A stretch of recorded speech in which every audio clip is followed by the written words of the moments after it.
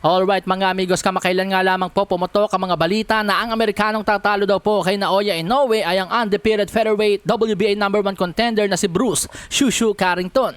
May kartadang 13 wins, no losses, no draws with 8 knockouts. Tatlong sunod-sunod na knockout na panalo ang naitala nito kabilang ang pagpapasiklab sa harapan ni Naoya the Monster Inoue noong Hunyo sa Madison Square Garden noong manood si Inoue doon.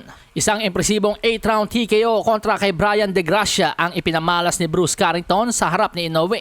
Sinabi nga po ni Bruce Carrington na si Inoue ang kanyang nais makalaban at may mga balita rin na lumabas na sineset up talaga ng Top Rank na magharap si Naoya Inoue at Bruce Carrington pag umakyat na si Naoya Inoue sa featherweight. May mga nagsasabi rin na taglay ni Bruce Carrington ang style na tatalo kay Naoya Inoue.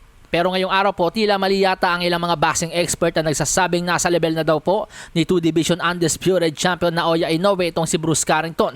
Dahil ngayong araw po mga amigos, pinahirapan po si Carrington ng boksingerong hindi masyadong kilala at may 5 talo sa kartada na si Suleiman Segawa. Nanalo si Carrington sa pamamagitan lamang ng 10-round majority decision sa score na 95-95, 97-93 at 97-93. Sa unofficial scorecard ng ESPN, tabla sa 95-95 ang score. At kapag tiningnan naman ang punch statistics, makikitang outlanded din po si Carrington sa total punches connected. Ayan po, 108-91 lamang si Suleiman Segawa. Maging ang punching accuracy na 41% ni Carrington ay bumaba sa 25%. Samantala sa iba pang balita, wala pa rin makatalo sa rising star ng Top Rank na si Sander Zayas na ngayon ay nag-improve na nga po ang kartada sa 20 wins, no losses, no draws with 12 knockouts. Kanya pong tinalo si Damian Sosa sa pamamagitan ng 10-round unanimous decision sa score na 100-90 sa mata ng tatlong hurado. Yan po makikita sa punch statistics na nagpakawala ng 336 na suntok itong si Sander Zayas at kumonekta ang 148 punches, habang 42 lamang ang naipatama ni Damian Sosa sa pinakawalang 272 punches.